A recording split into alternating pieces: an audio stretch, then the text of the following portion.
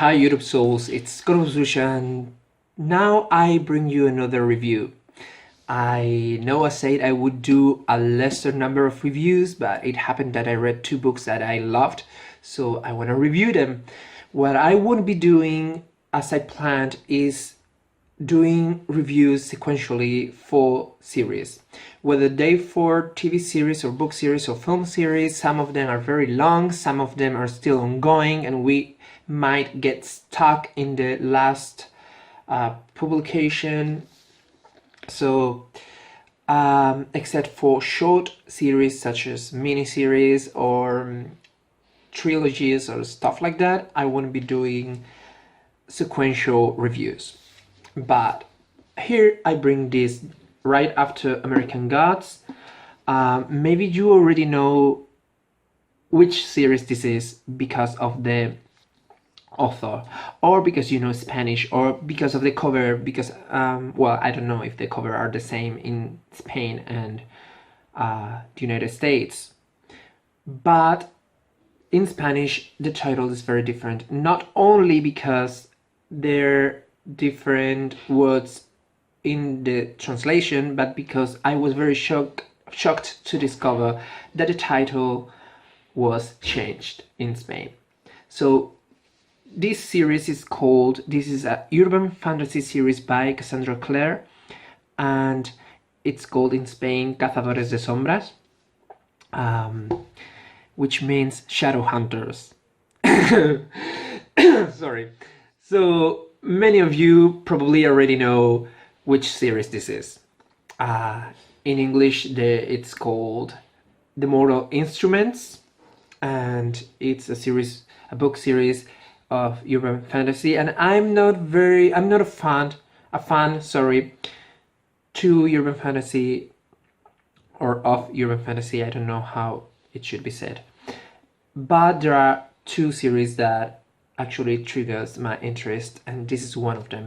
I started it because, well, I left the reading like 4 years ago when I bought this book because I wasn't interested.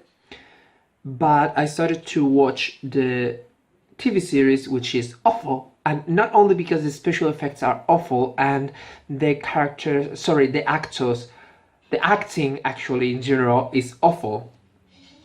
It's also because they reveal what are mysteries to the book are revealed in the 4 first episodes in the TV series, and that's a shitty way to develop a story, in my humble opinion.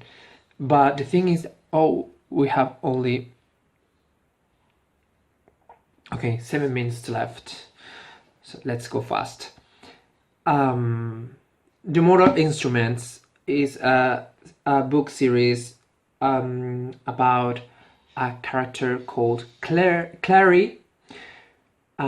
She's a redhead girl. I love redheads. They're my favorite type of person, and in terms of attraction, of physical attraction, they're my favorite type of men. Redheads, and if they have freckles, it's better.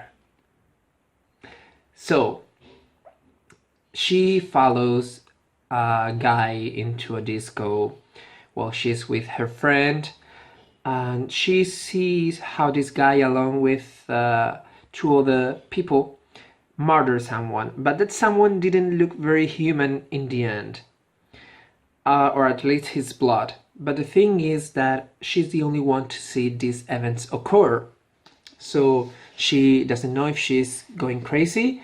But the thing is that she ends up discovering that she belongs sorry, I don't know what happens, I'm very coffee today.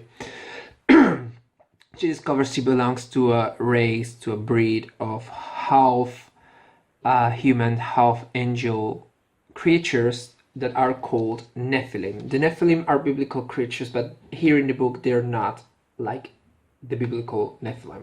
They're not monsters, they are actually quite prettier than the deformed monsters that they are in the Bible. So the thing is that these creatures are also called shadow hunters, and they're trained to fight against demons and protect humanity. which they call mundane. They have a vision to see what's hidden behind glamours, behind spells that are called okay, the world, I don't know if it is the world of darkness or the world of shadows. I don't know the original name given to the hidden world, okay? So Clary discovers that her mother has been kidnapped, and now she starts to try to find out why she doesn't know about her heritage, because apparently all shadow hunters are trained since they're children to fight against demons, so she should know, but she was raised as a mundane, and she want to know why the bad guy Valentine has kidnapped her mother. And yeah, it's a pretty good book, quite more interesting than the TV series that I keep watching. I don't know the reason, but I keep watching it, and I was curious about the book, and everybody tells me that the books are so good and that they keep getting better book after book, that I was curious. I was genuinely curious about this, and I read the book. I didn't stop at the beginning as I did a few years ago. So my mom is in the kitchen, so you might be hearing her. If that's the case, I'm sorry. So yeah, City of Bones,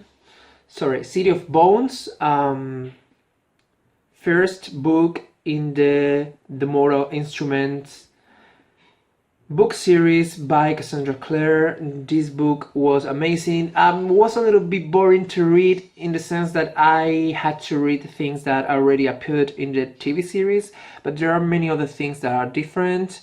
There are many other things that are better explained. The reason why Valentine is the bad guy and which are his values are better explained here, and I understand why the bad guys existed way better than watching the TV series. So I highly recommend this series, especially if it's true that it gets better in next books. So the next book is City of Ashes, I believe, but I'm not sure, but I'm looking forward to reading it. City of Bones, first book in the Mortal Instruments series by Cassandra Clare. Highly recommended if you're into urban fantasy or fantasy in general.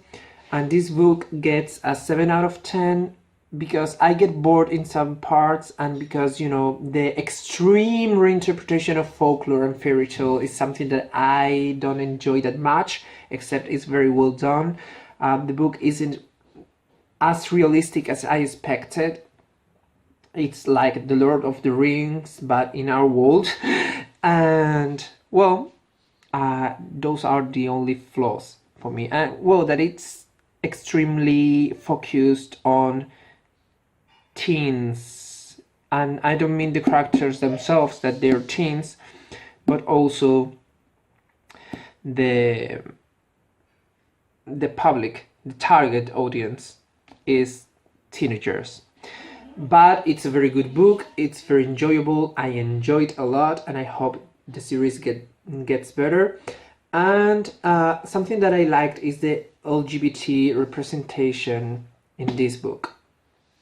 For now, it's not a huge representation. There are not so many characters that are LGBT, but those who are have a lot of diversity. And the two main characters that are LGBT actually in this book specifically are like two opposites. One is very manly and very strong and very everything, and the other is like very sassy and flamboyant and glamorous. So it's not the same depiction that you always find in teen media of highly feminine, which there's nothing wrong with it, but it's not the only thing that there is that can be gay. There are other forms. So I'm running out of time. Thanks for watching, guys. I highly recommend this. Like if you like the video, dislike if not, and subscribe if you want to keep updated. Thanks for watching, guys, and bye.